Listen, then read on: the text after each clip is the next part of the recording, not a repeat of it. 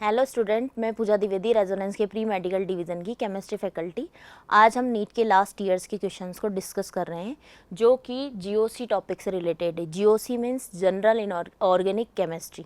पहला हमारा क्वेश्चन है यहाँ पे कि इन दोनों स्ट्रक्चर्स में हमें रिलेशन बताना है कि इन दोनों स्ट्रक्चर में क्या रिलेशन है। तो इन दोनों स्ट्रक्चर को जब हम देख रहे हैं तो हम देख रहे हैं यहाँ पे क्या हो रहा है, पाई इलेक्ट्रॉन डीलोकेलाइज हो रहे हैं। और पाई इलेक्ट्रॉन का डीलोकेलाइजेशन किस में होता है? पाई इलेक्ट्रॉन का डीलोकेलाइजेशन होता है रेजोनेटिंग स्ट्रक्चर में। तो answer is first resonating structure. Next question है, which of the following is correct for stability of phenoxide ion? इनमें से कौन सा फिनॉक्साइड आयन के लिए करेक्ट है? तो फिनॉक्साइड आयन क्या होता है?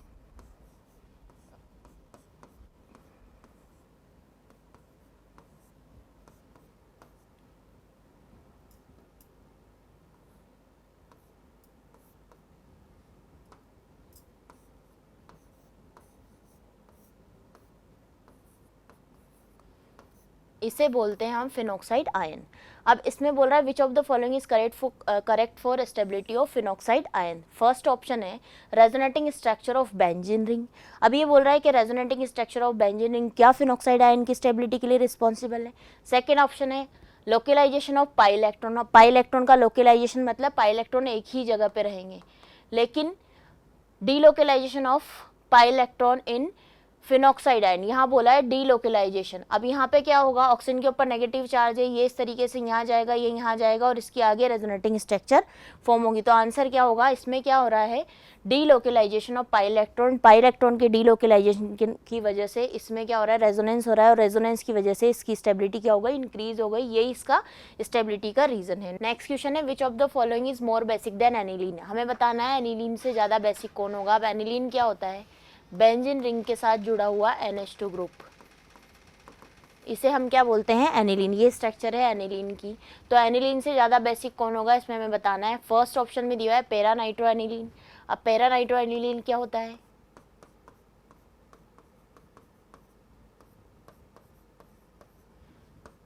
सेकेंड ऑप्शन है बेंजाइल एमीन।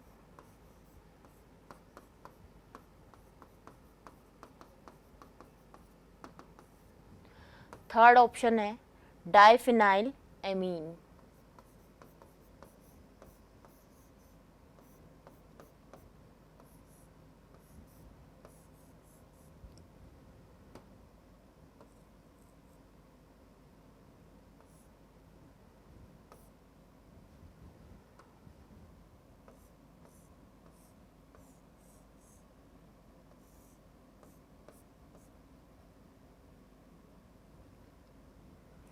फोर्थ ऑप्शन है triphenyl amine.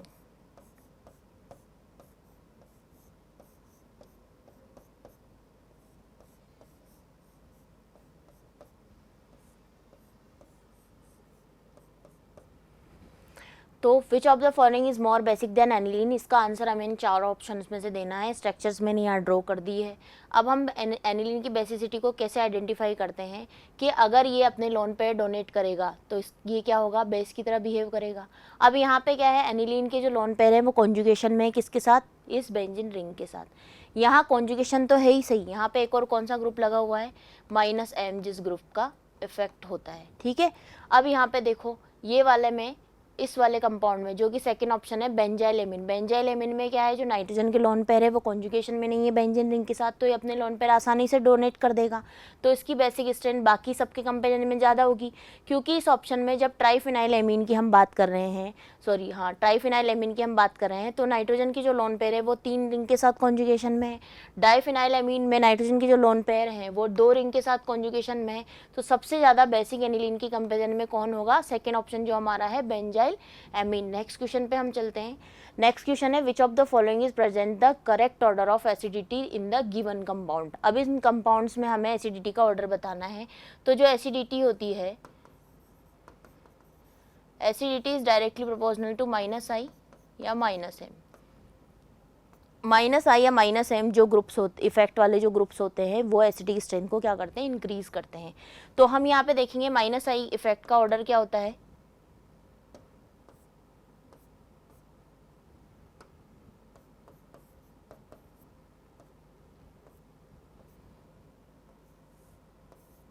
Fluorine chlorine bromine, iodine. तो यहाँ पे फ्लोरीन, क्लोरीन, ब्रोमीन, आयोडीन, ये यहाँ पे मैथिल ग्रुप दिया हुआ है। मैथिल ग्रुप का कौन सा इफेक्ट होता है? ठीक है, तो आंसर क्या हो जाएगा हमारा? सेकंड वाला। नेक्स्ट क्वेश्चन है base strength is in the order of. अब जो बेसिक स्ट्रेंथ होती है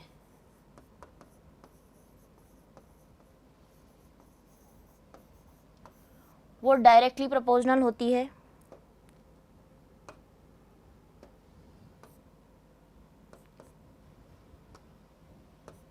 प्लस आई प्लस एम और हाइपर कॉन्जुगेशन के, और इन्वर्सली प्रोपोर्शनल होती है stability of carbon anion.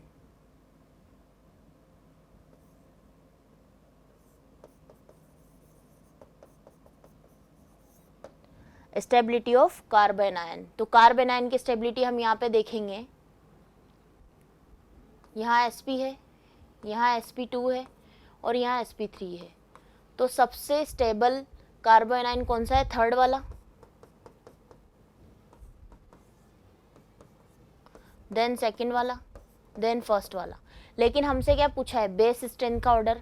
Base strength किसकी इनवर्सली प्रोपोर्शनल होती है? सी माइनस की स्टेबिलिटी, जो कार्बन आयन है उसकी स्टेबिलिटी। अब कार्बन आयन की स्टेबिलिटी ये है, तो बेसिक स्ट्रेंथ का ऑर्डर क्या हो जाएगा? First, second, third. तो आंसर क्या हो जाएगा? फोर्थ वाला। नेक्स्ट क्वेश्चन पे चलते हैं। नेक्स्ट क्वेश्चन है which one of the following is most reactive towards electrophilic reagent.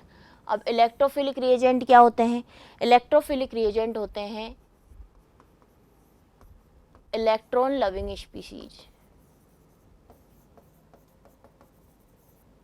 और इलेक्ट्रॉन लविंग स्पीशीज कहाँ अटैक करेंगे? जहाँ पे इलेक्ट्रॉन की डेंसिटी ज़्यादा होगी। और इलेक्ट्रॉन की डेंसिटी कहाँ ज़्यादा होगी? जहाँ इलेक्ट्रॉन डोनेट करने वाले ग्रुप्स जुड़े होंगे। तो ऐसे ग्रुप्स कहाँ पे हैं? ये हैं, ये है, ये है और यहाँ पे है। अब इनमें से पूछा है मोस्ट रिएक्टिव, तो जब जिस किसी ग्रुप की इलेक्ट्रॉन डोनेटिंग टेंडेंसी मैक्सिमम होगी, यानी जिसका प्लस एम इफेक्ट सबसे ज़्यादा होगा, वही ग्रुप क्या होगा? सबसे ज़्यादा रिएक्टिव टुवार्ड्स इलेक्ट्रोफिलिक रिएजेंट। तो अब यहाँ पे एक तो OR ग्रुप दिया हुआ है, एक OH ग्रुप दिया हुआ है और एक ये वाला ग्रुप दिया हुआ है। तो सबसे ज़्यादा रिएक्टिव कौन होगा? OH, क्योंकि प्लस एम ग्रुप इफेक्ट का ऑर्डर क्या होता है? OH, then OR, then next question पे चलते हैं।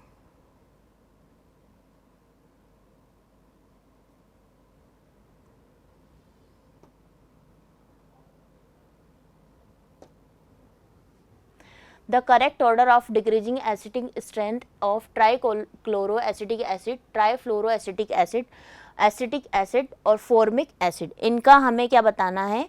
जो ऑर्डर बताना है डिक्रीजिंग एसिडिक स्ट्रेंथ। पहले सबसे ज़्यादा एसिडिक होगा, फिर उसके बाद उससे लेस, फिर उससे लेस और सबसे लीस्ट, सबसे लास्ट में होगा।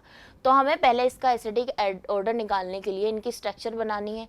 तो पहला हमारे पास क्या है? Trichloroacetic acid. एसिटिक एसिड का फॉर्मूला होता है ये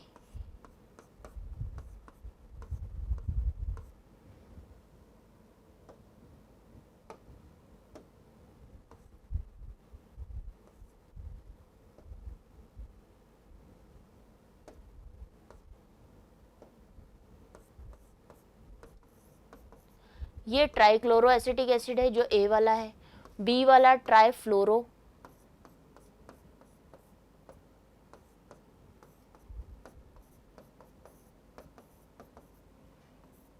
C वाला है एसिटिक एसिड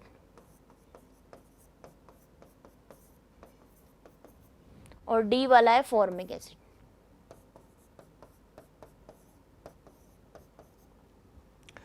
अब इनके माइनस आई इफेक्ट का ऑर्डर होता है F, then Cl, then Br, then I।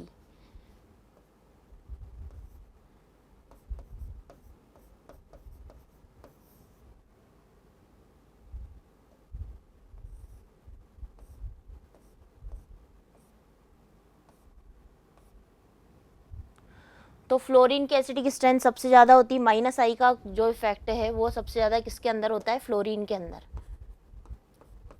तो फ्लोरीन की माइनस आई इफेक्ट ज़्यादा तो एसिडिक स्ट्रेंथ भी ज़्यादा। तो 3 फ्लोरीन जब किसी कंपाउंड के साथ जुड़े तो सबसे ज़्यादा क्या होगा? सबसे ज़्यादा एसिडिक होगा। फिर उसके बाद Cl है तो Cl उसके बाद वाला Cl होगा जिसमें 3 Cl ग्रुप लगे हुए हैं, इसमें 3 फ्लोरीन ग्रुप लगे हुए हैं जो कि ज़्यादा माइनस आई इफेक्ट वाले होते हैं। फिर नेक्स्ट पे चलते हैं, सी वाला जो है, सी में कौन सा ग्रुप लगा हुआ है, CH3, जिसका कौन सा इफेक्ट होता है, प्लस आई, तो ये तो क्या करेगा, एसिटिक स्ट्रेंथ को डिक्रीज करेगा। फोर्थ जो डी वाला दिया हुआ है, डी में क्या लगा हुआ है, H लगा हुआ है, इसकी एसिटिक स्ट्रेंथ इसके कंपेरिजन में ज़्यादा होगी क्योंकि इसका प्लस आई इफेक्ट है, तो फिर कौन सा आएगा, डी वाला, देन सी वाला। तो BADC ऐसा ऑर्डर किस में दिया हुआ है, फर्स्ट ऑप्शन में, answer is first. Next question पे चलते हैं। नेक्स्ट क्वेश्चन है the order of stability of the following tautomeric compound. इस टोटोमेरिक कंपाउंड की स्टेबिलिटी हमें बतानी है। पहला कंपाउंड दिया है ये, दूसरा ये, तीसरा ये वाला कंपाउंड। पहले कंपाउंड में क्या है, पहले कंपाउंड में इसके साथ इसकी हाइड्रोजन बॉन्डिंग है। दूसरे कंपाउंड में क्या है, डाइकीटोन है। तीसरे कंपाउंड में क्या है, H बॉन्डिंग भी है और रेजोनेंस भी है। कैसे है, H बॉन्डिंग तो इसके साथ है, रेजोनेंस कैसे है, रेजोनेंस में क्या होगा, देखो डबल सिंगल डबल, यहाँ पे कॉन्जुगेशन है, यहाँ से यहाँ तक कॉन्जुगेशन दिया हुआ है, तो यहाँ पे क्या होगा, H बॉन्डिंग भी होगी प्लस रेजोनेंस भी होगा। सबसे ज़्यादा स्टेबल कौन हो गया, थर्ड वाला स्टेबल है। फिर थर्ड के बाद कौन सा, डाइकीटोन वाला इसके कंपैरिजन में स्टेबल होगा, क्योंकि कीटोन जनरली स्टेबल होते हैं, लेकिन स्पेशल केसेस जैसे रेजोनेंस की बात करें तो रेजोनेंस वाला ज़्यादा स्टेबल होता है। फिर कौन सा आएगा, सेकंड देन फर्स्ट, ऐसा किस ऑप्शन में दिया हुआ है, third second then first, answer is first. Next question पे चलते हैं।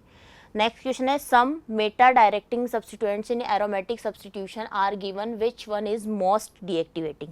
अब यहाँ पे पूछा है कौन सा मेटा डायरेक्टिंग सबसे ज़्यादा डीएक्टिवेटिंग होगा। अब डीएक्टिवेटिंग ग्रुप कौन से होते हैं, जिनका इफेक्ट कौन सा होता है, माइनस आई। अब सबसे ज़्यादा माइनस आई किसका होता है, NO2 का, फिर CN का, फिर इसका, और फिर सबसे लास्ट में इसका होता है। ठीक है, नेक्स्ट क्वेश्चन पे चलते हैं।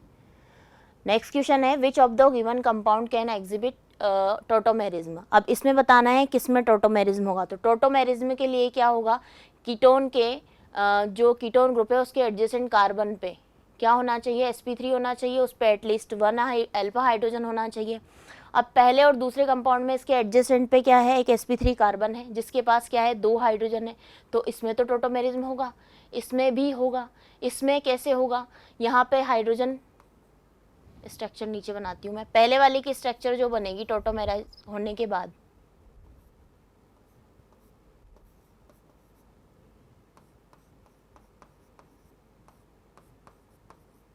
पहली वाली, दूसरी वाली स्ट्रक्चर क्या होगी,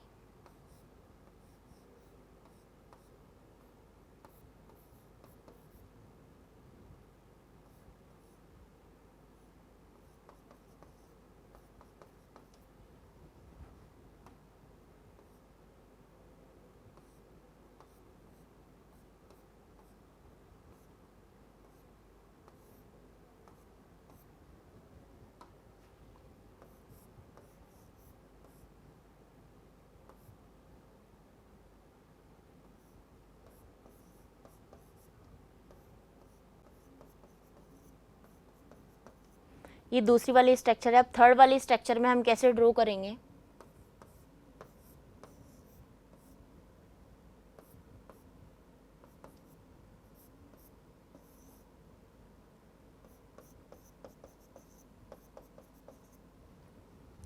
इसके एडजेसेंट कार्बन इधर sp3 है लेकिन यहाँ पे हाइड्रोजन प्रेजेंट नहीं है, इधर जो कार्बन है यहाँ पे क्या है, हाइड्रोजन तो है लेकिन ये कार्बन कौन सा है, sp2। लेकिन हमारी जो टोटोमेरिज्म के लिए जो कंडीशन है वो क्या होना चाहिए कि जो कीटोन है उसके एडजेसेंट कार्बन क्या होना चाहिए, अल्फा कार्बन होता है, अल्फा कार्बन पे क्या होना चाहिए, एटलीस्ट 1 अल्फा हाइड्रोजन होना चाहिए, और वो जो अल्फा कार्बन है वो क्या होना चाहिए, sp3 हाइब्रिडाइज। अब यहाँ है कार्बन लेकिन इस पर हाइड्रोजन नहीं, यहाँ है लेकिन वो हाइब्रिड जो उसका हाइब्रिडाइजेशन है वो क्या है, sp2 है। फिर हम कहाँ से हाइड्रोजन को शिफ्ट करेंगे, इस जगह से।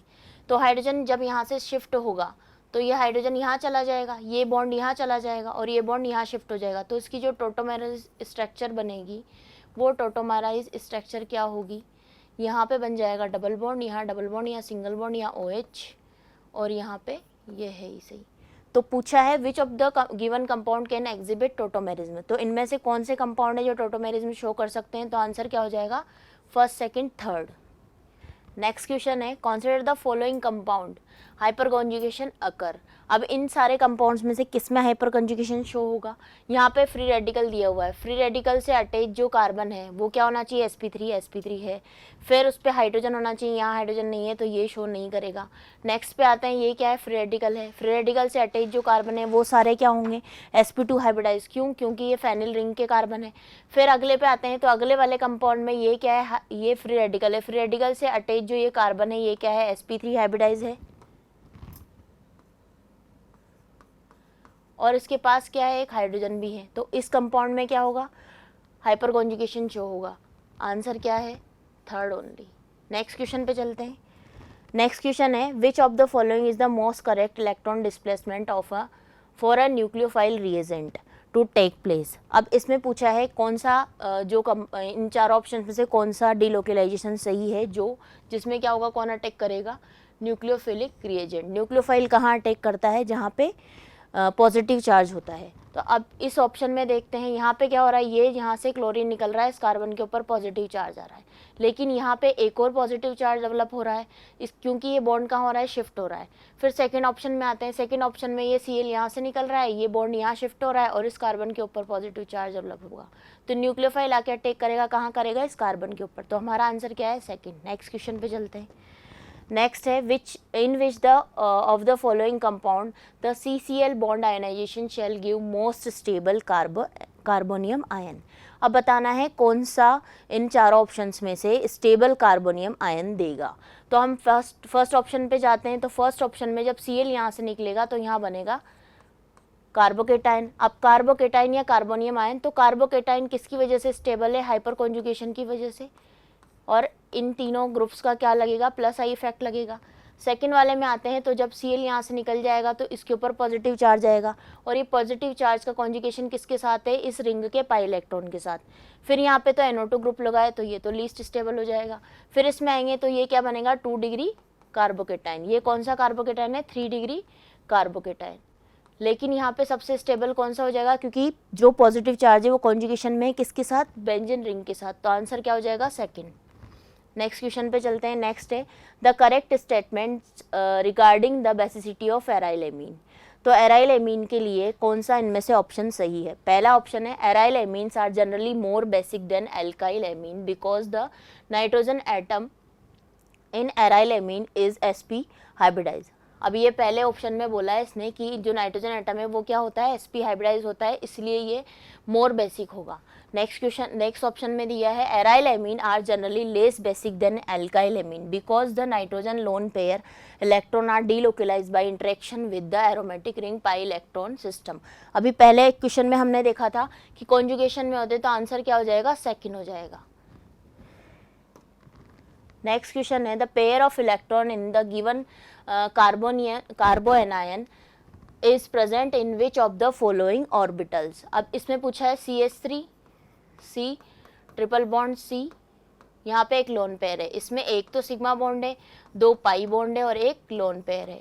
तो इस कार्बन में जो ये लोन पेयर है, लोन पेयर के बारे में ही पूछा है। Pair of electron in the given compound कहाँ प्रेजेंट होंगे? sp में, क्योंकि इसका हाइब्रिडाइजेशन क्या है? sp। तो answer is sp। The correct statement regarding a carbonyl compound with a hydrogen atom on its alpha carbon. अब ये कार्बोनिल कंपाउंड के अल्फा कार्बन पे हमें एक हाइड्रोजन के बारे में बात करनी है, हाइड्रोजन एटम के बारे में। तो a carbonyl compound with a hydrogen atom on its alpha carbon rapidly equilibrate with its corresponding enol and its process is known as keto enol tautomerism. तो टोटोमेरिज्म में क्या होता है? ये जो कार्बोनिल कंपाउंड होता है, कार्बोनिल कंपाउंड ये कीटोन के अल्फा कार्बन पे जो हाइड्रोजन होता है ये इसका अल्फा कार्बन है, अल्फा कार्बन का जो ये हाइड्रोजन है ये क्या है? अल्फा हाइड्रोजन है। ये क्या करेगा? यहाँ जाएगा, ये बॉन्ड यहाँ शिफ्ट होगा, तो इसके बाद जो इसकी टोटोमर बनेगा वो क्या होगा? CH3COH double bond CH2। तो आंसर हमारा फर्स्ट में ही आ गया कि इसको क्या बोलते हैं? Keto enol tautomerism. Next question पे चलते हैं। नेक्स्ट क्वेश्चन है which among the given molecule can exhibit tautomerism. इन सभी मॉलिक्यूल्स में से किस में टोटोमेरिज्म शो होगी? तो हम देखेंगे पहले वाले में कहाँ पे है ये, यहाँ, तो इसके दोनों कॉर्नर पे कौन सा कार्बन है, ब्रिजहेड कार्बन, इसमें नहीं होगी। ब्रिजहेड कार्बन पे जब होगी तो क्या होगा, लीस्ट स्टेबल कार्बोकेटायन बनेगा। नेक्स्ट पे चलते हैं, नेक्स्ट वाले में क्या होगा, इसमें यहाँ पे है, इस कीटोन के जस्ट पड़ोस में यहाँ पे एक sp3 कार्बन है, लेकिन इसके पास हाइड्रोजन है नहीं, तो इसमें भी नहीं होगी। फिर नेक्स्ट वाले पे चलते हैं, इसमें यहाँ कीटोन ग्रुप है, इसके एडजेसेंट कार्बन यहाँ पे क्या है, sp3 है, इसमें हाइड्रोजन भी है, तो इस वाले ऑप्शन में तो आंसर क्या हो जाएगा, ओनली थर्ड ओनली, सेकंड। ठीक है, नेक्स्ट क्वेश्चन पे चलते हैं। नेक्स्ट क्वेश्चन है the correct order of strength of the carboxylic acid. Carboxylic acid की हमें स्ट्रेंथ बतानी है, तो कार्बोक्सिलिक एसिड की स्ट्रेंथ क्या होती है, -I -M पे डिपेंड करती है। अब यहाँ पे हम देख रहे हैं इसमें कोई इफेक्ट नहीं है, इसमें क्या है, ऑक्सीजन का -I इफेक्ट है, इस ग्रुप का -I इफेक्ट है, इसमें भी -I इफेक्ट है। अब हम जानते हैं कि -I इफेक्ट क्या होता है, डिस्टेंस जैसे जैसे बढ़ती जाती है -I इफेक्ट क्या होता है, डिक्रीज होता जाता है। तो हम यहाँ देख रहे हैं यहाँ पे कौन से कार्बन पे है, ओनली 2 कार्बन का डिफरेंस है इस ग्रुप में और इस जो -I वाला ग्रुप है इसके अंदर। अब हम यहाँ देख रहे हैं तो इस COOH ग्रुप में और इस -I वाले ग्रुप में कितने कार्बन का डिफरेंस है, 3 कार्बन का। तो सबसे ज़्यादा कहाँ पे होगा, एसिडिक स्ट्रेंथ कहाँ होगी इसकी, सेकंड वाले ऑप्शन में, देन थर्ड वाले ऑप्शन में, और फर्स्ट वाले में तो कोई इफेक्ट ही नहीं है, तो फिर क्या आएगा, फर्स्ट। तो इसकी स्ट्रेंथ का ऑर्डर क्या हो जाएगा, second then third then first. ऐसा किस ऑप्शन में दे रखा है, थर्ड ऑप्शन में, तो answer is third. Question number 90, the electron density is maximum on. अब इस कंपाउंड में हमें बताना है कि कहाँ पे इलेक्ट्रॉन डेंसिटी मैक्सिमम है। तो पहले हम इसके जो लोन पेयर है नाइट्रोजन के, उसको इस साइड डिलोकलाइज करवाएंगे, तो ये बॉन्ड कहाँ शिफ्ट हो जाएगा, इधर, और ये कहाँ जाएगा, यहाँ। तो अब पहले जब हमने इस साइड इनके लोन पेयर को डिलोकलाइज करवाया है सेकेंड नंबर वाले कार्बन पे, तो क्या होगा,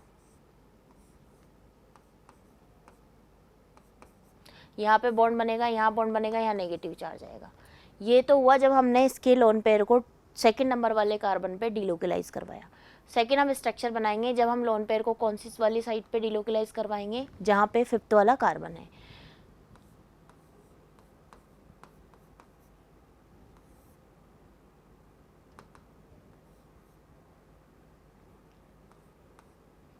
जब हम इसे इस साइड डिलोकलाइज करवाएंगे तो ये बॉन्ड यहाँ चला जाएगा और ये पाई बॉन्ड यहाँ आ जाएगा, तो इसकी जो रेजोनेटिंग स्ट्रक्चर बनेगी वो क्या होगी,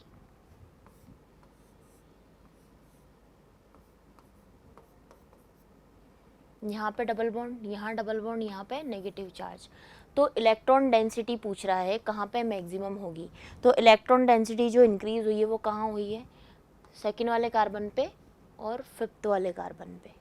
ठीक है, तो आंसर क्या हो जाएगा, 2 और 5। नेक्स्ट क्वेश्चन पे चलते हैं।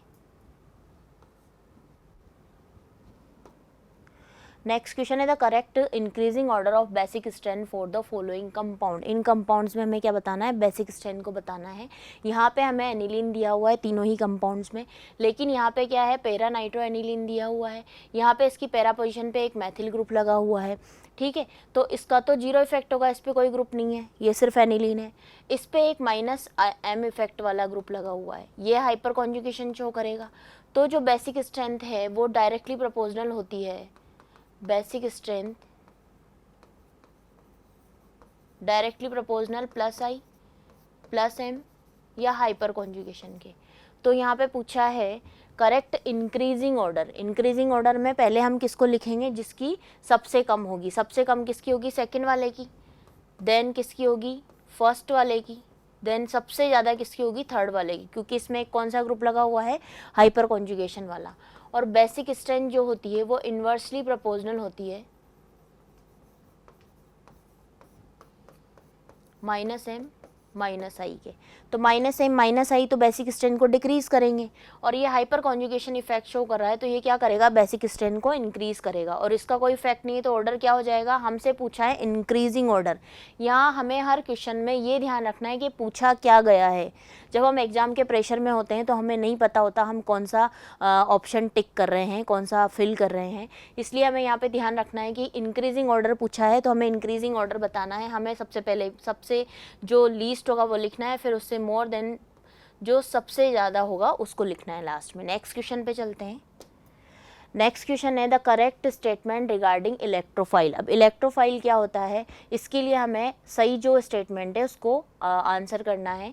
फर्स्ट ऑप्शन है electrophile is a positively charge species and can form a bond by accepting a pair of electron form a nucleophile. Next option है electrophile is a negatively charge species. अब यहाँ पे दिया है positively charge species and can form a bond by accepting a pair of electron form nucleophile. Next option में दिया है negatively charge species and can form a bond accepting a pair of electron form another electrophile. Another electrophile से कैसे लेगा वो pair of electron जब वो खुद ही दूसरा इलेक्ट्रोफाइल है।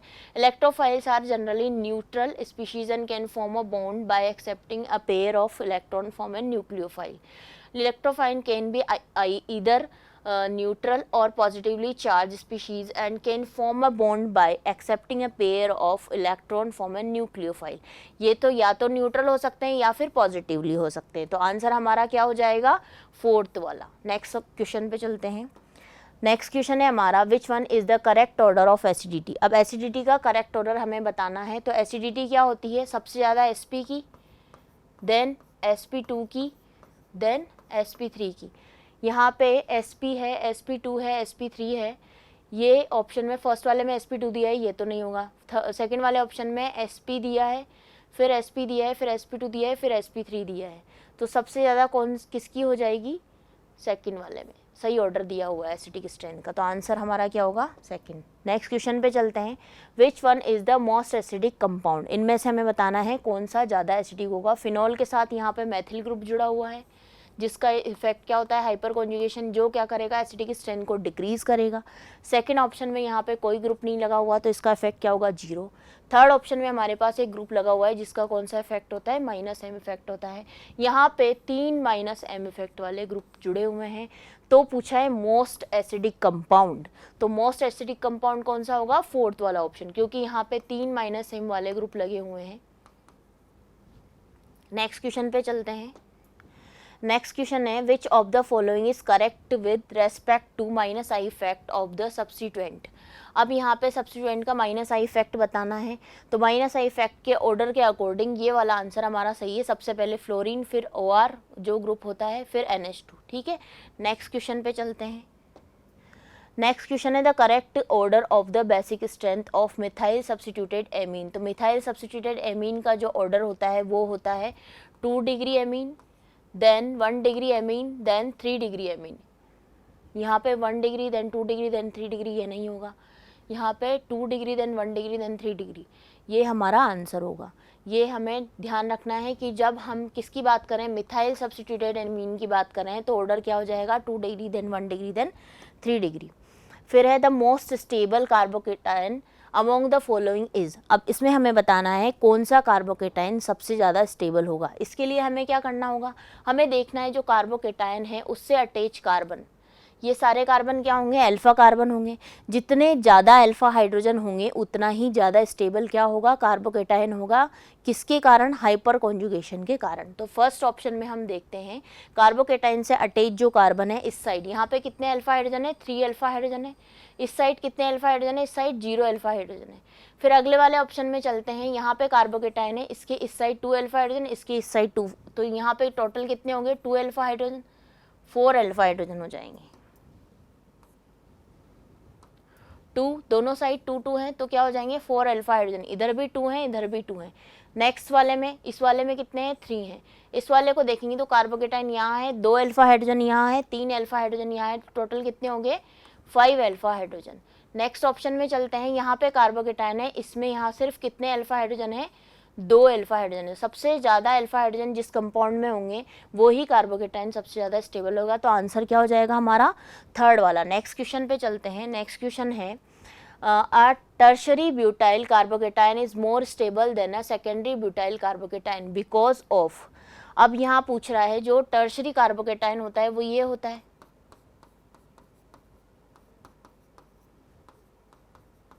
और जो सेकेंडरी कार्बोकेटायन होता है वो होता है ये।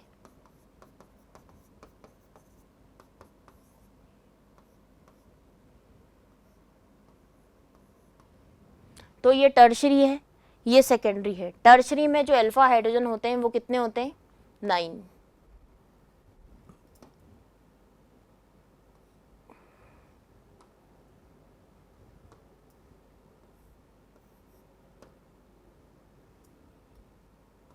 यहाँ पे टोटल 9 अल्फा हाइड्रोजन है, 3 3 3। इस वाले ऑप्शन में कितने अल्फा हाइड्रोजन है? यहाँ पे सिर्फ 6 अल्फा हाइड्रोजन है। तो सबसे ज़्यादा किसकी वजह से हुआ? ये हाइपर कॉन्जुगेशन की वजह से। यही पूछा है, tertiary butyl carbocation is more stable then secondary butyl carbocation. Option दिए हुए हैं, plus are effect of CH3 group, minus are effect of CH3 group, या हाइपर कॉन्जुगेशन। तो हमारा आंसर क्या हो जाएगा? Hyper conjugation. नेक्स्ट क्वेश्चन है, which of the following substituted phenol is the strongest acid. इनमें से बताना है कौन सा स्ट्रॉन्गेस्ट एसिड होगा। तो एसिडिक स्ट्रेंथ जो होती है वो -I और -M के डायरेक्टली प्रोपोर्शनल होती है। Acidic strength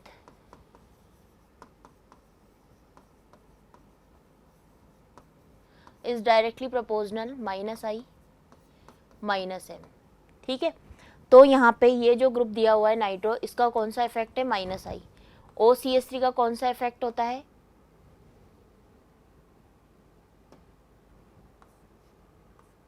sorry, nitro group का कौन सा इफेक्ट है यहाँ पे? -M। OCH3 का भी कौन सा इफेक्ट है? -M। लेकिन C2H5 को कौन सा इफेक्ट है? Hyper conjugation. और CH3 का भी कौन सा इफेक्ट है? Hyper conjugation. तो हमने यहाँ लिखा एसिडिक स्ट्रेंथ को कौन इंक्रीज करेगा? -I और -M वाले ग्रुप्स इंक्रीज करेंगे।